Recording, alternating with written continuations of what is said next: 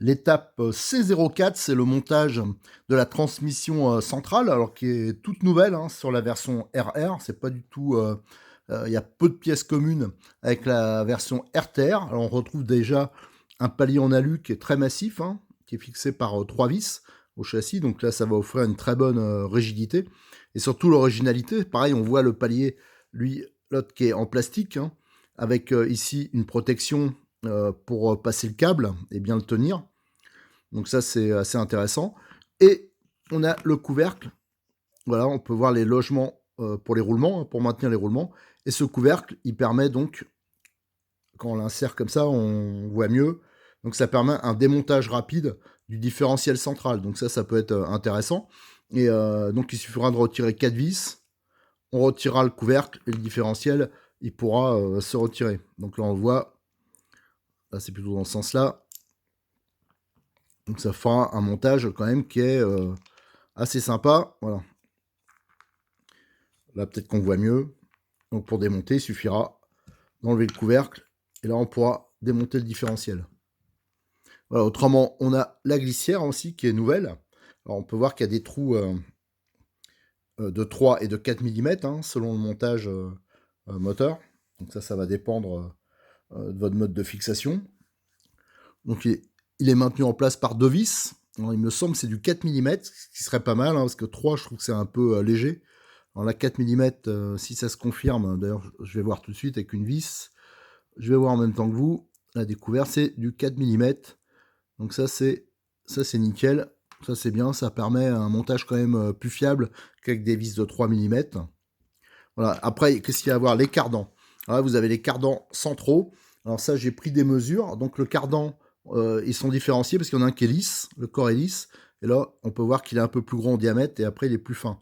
Voilà. Et donc celui-là, le lisse, c'est l'avant hein, qui fait en entraxe entre goupilles 89 mm, tandis que l'arrière, lui, il fait 105 mm. Voilà. Alors là, on peut voir les vis. Ça, c'est les vis d'origine. Hein. De l'autre côté, ici. Et là, alors moi, je vais les remplacer, hein, comme j'ai déjà fait. Comme j'ai commencé, que j'ai les vis en stock, je vais mettre toutes. Je vais changer un maximum de vis par les vis que j'ai, que je suis habitué d'utiliser. Alors le différentiel est monté sur les paliers, hein. Donc j'ai utilisé mes petites vis. On peut voir c'est parfaitement libre. Hein.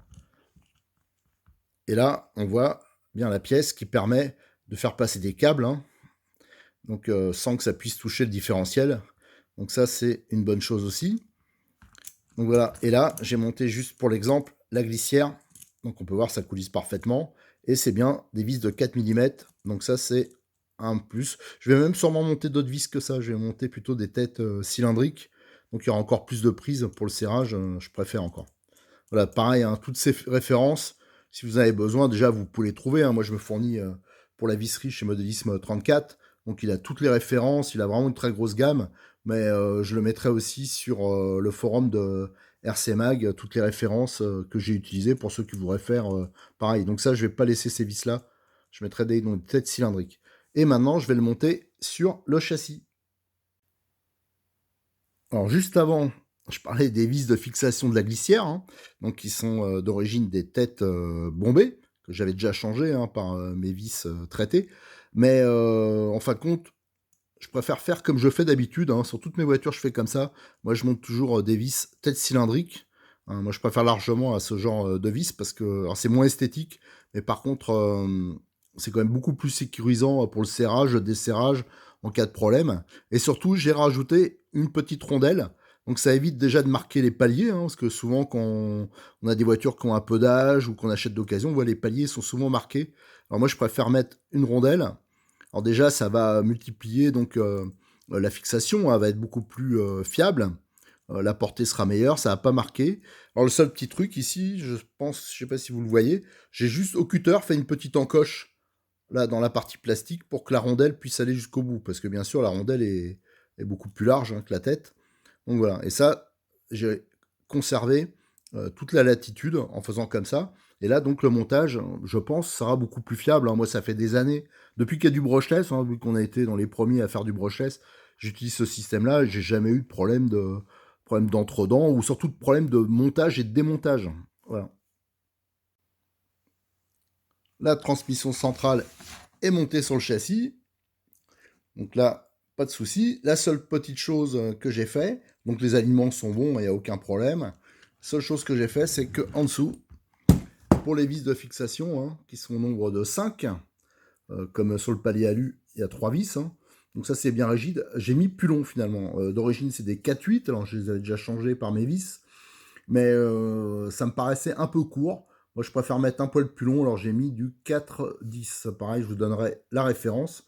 Donc l'avantage quand même, c'est que c'est une pièce qui est quand même pas mal sollicitée. Hein. Donc il faut que ça soit un montage quand même rigide et qui dure dans le temps, qui soit fiable. Voilà. Donc à part ça, moi je déconseille l'utilisation de tournevis électriques ou de perceuse électrique pour le démontage, hein, du moins pour le desserrage. Je préfère faire le faire à la main et après finir le desserrage une fois qu'il n'y a plus de résistance avec le tournevis électrique. Parce qu'autrement, c'est vrai que les vis têtes fraisées, même de 4 mm, hein, c'est quand même du balèze, mais il n'y a pas beaucoup de profondeur d'empreinte. Et j'ai toujours peur, d'ailleurs, je vous l'ai montré avant, hein, à l'avant, j'ai eu un problème à ce niveau-là.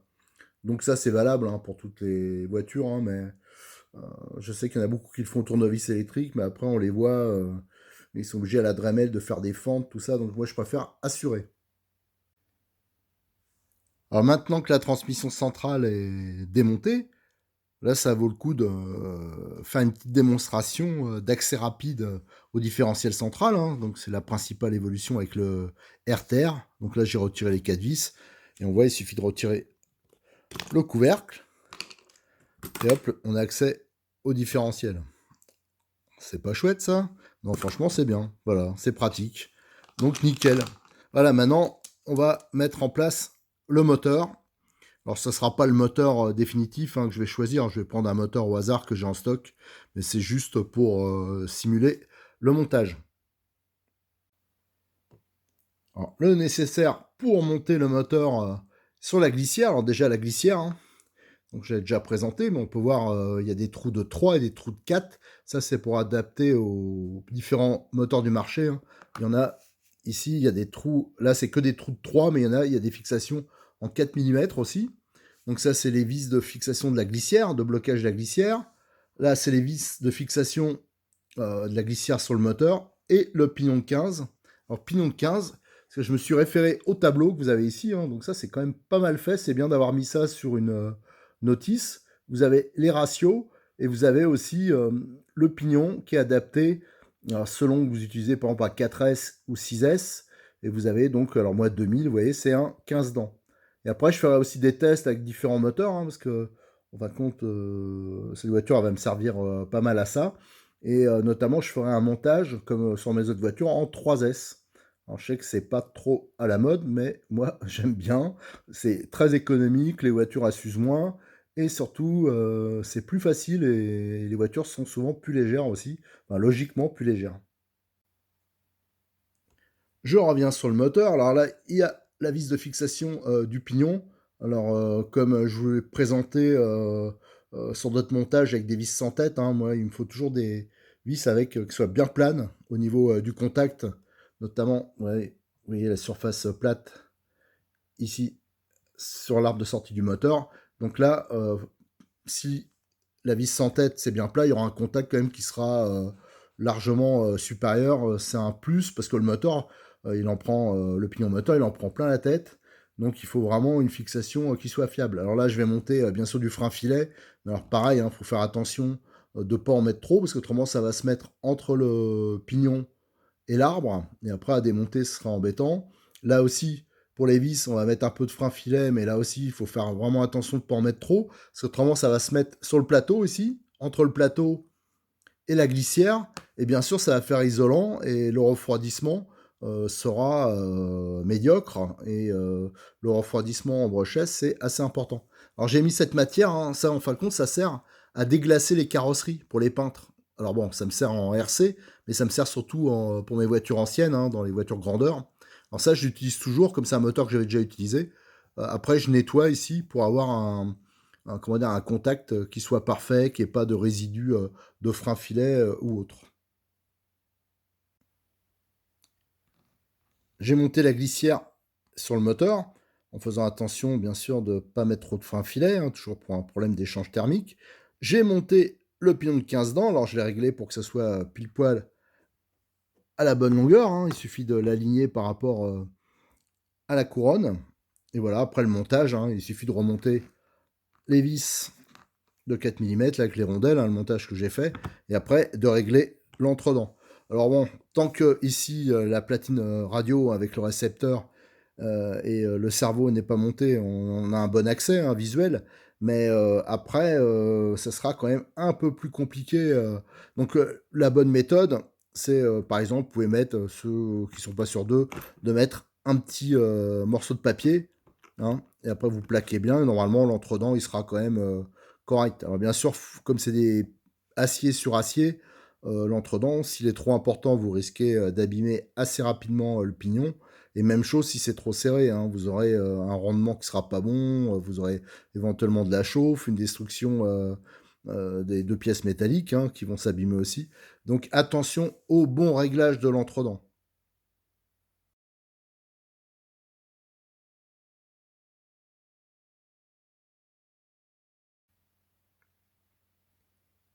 Étape de montage D1, alors là c'est le montage du différentiel arrière. Alors, ce qui change par rapport aux deux autres montages, hein, c'est déjà le grade d'huile, hein. Donc, j'ai pris, comme sur la notice, là, c'est de la 3000, donc c'est plus souple, hein, bien sûr, que à l'avant et à l'arrière. Et la seule pièce qui change, ça va être la noix, qui est plus courte que les noix avant. Voilà, donc c'est autrement le montage c'est strictement pareil. Alors je vais pas revenir entièrement dessus, hein, je vais pas vous le refaire parce que ça a été déjà montré en détail dans l'étape B01, le montage du différentiel avant, et aussi dans l'étape où il y avait le différentiel central. C'est assez similaire. Donc là, je vais me contenter de le monter. Pour le reste, je vous conseille de regarder les vidéos précédentes. Le différentiel arrière assemblé. Vous voyez, j'ai indiqué l'huile employée. J'ai changé les vis, hein, comme j'ai indiqué pour le différentiel avant. Et même remarque aussi pour le rodage. Hein. C'est un différentiel qu'il faudra roder parce qu'il est un peu dur d'origine. Mais normalement, ça devrait rapidement se faire. Ça m'inquiète pas trop. Maintenant, on passe à l'étape suivante, ça veut dire le montage de la cellule arrière.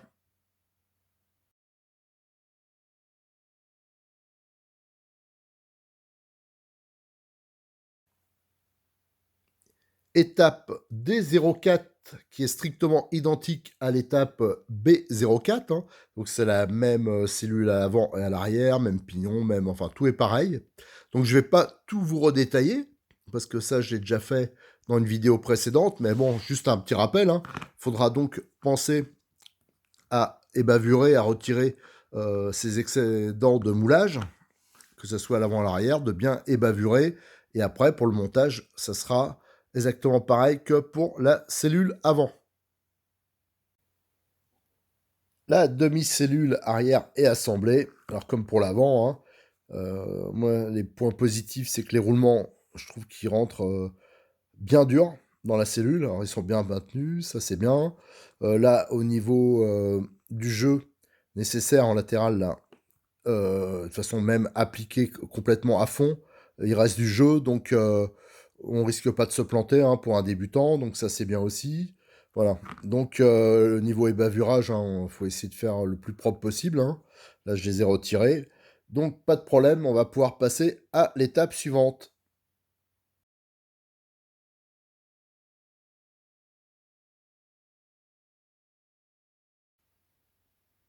Étape de montage D05. Alors là, c'est l'assemblage final de la cellule arrière et de la triangulation inférieure.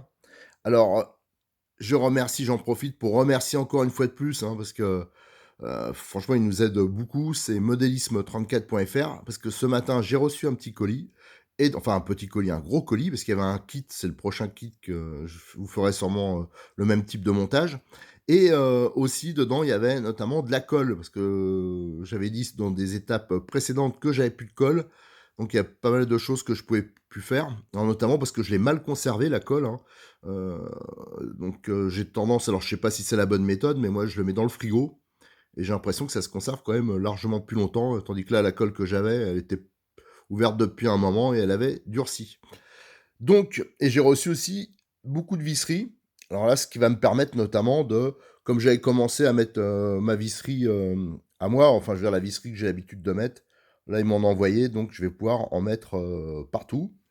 Alors, pour cette étape, on retrouve donc la demi-cellule avec le pignon qui était déjà monté, le diff aussi, le carter, le bouchon de cellule en fin de compte, les cales de 7 mm d'épaisseur en alu, hein. Là j'ai déjà mis les inserts en place, les axes qui traversant qui fixent donc les cales qui permettent de fermer la cellule, les axes de triangle, hein, c'est les mêmes qu'à l'avant, hein, tout ça c'est identique, donc la visserie, les protections là pour qui sont affixées sur, c'est des bavettes en fin de compte qui sont affixées sur la triangulation, qui protègent notamment la transmission et surtout les amortisseurs. Les triangles de suspension. Alors à noter que les triangles de suspension, je me suis déjà un peu avancé, j'ai déjà monté les butées hautes de suspension. Voilà. Alors tout ça, on va pouvoir l'assembler. Allez, je vais commencer. Là, on va faire comme à l'avant. Ça veut dire on va libérer les triangles inférieurs, hein, qui, comme sur tous les kits, hein, sont tous souvent les RTR. C'est vrai que les gens ils font pas assez attention, ils se plaignent que le RTR, par exemple, ils grillent un cerveau, ou ils abîment, voilà, ou ils marchent pas bien, tout ça. Souvent, c'est que tous les kits comme ça, moi je connais pas beaucoup de marques où quand on monte, c'est parfaitement libre d'entrée. Donc il y a toujours des rotules à libérer, voilà, il y a toujours des points durs. Donc ce qui est important, c'est d'en supprimer, de les supprimer tous. Alors là, donc j'ai utilisé un forêt de 4-1. Il y en a qui peuvent utiliser aussi un alésoir. Enfin, il y a plusieurs méthodes. Voilà. Après, vous avez ici la bavette de suspension qui est rigide, hein. Enfin, la bavette de suspension qui est montée sur la triangulation et qui permet notamment de protéger un peu l'amortisseur, aussi tout ce qui est transmission des projections. Et là, j'avais déjà monté un triangle, hein. Donc là, j'ai bien libéré. Ici, j'ai mis la vis de butée haute de suspension. Alors bien sûr, là pour l'instant, on la met juste au ras, hein, on ne la fait pas dépasser. Et j'ai monté la bavette. Voilà, maintenant, on va assembler la cellule. Alors pour la fermeture de la cellule arrière, hein, vous pouvez référer déjà à ce qu'on avait indiqué pour la cellule avant, parce que c'est strictement identique. Alors ça c'est bien, hein, pour les pièces détachées notamment. Et donc j'ai réutilisé ma vis tête cylindrique à la place de la vis tête bombée, hein. J'ai déjà expliqué pourquoi, parce que bon, on a une meilleure prise, je trouve.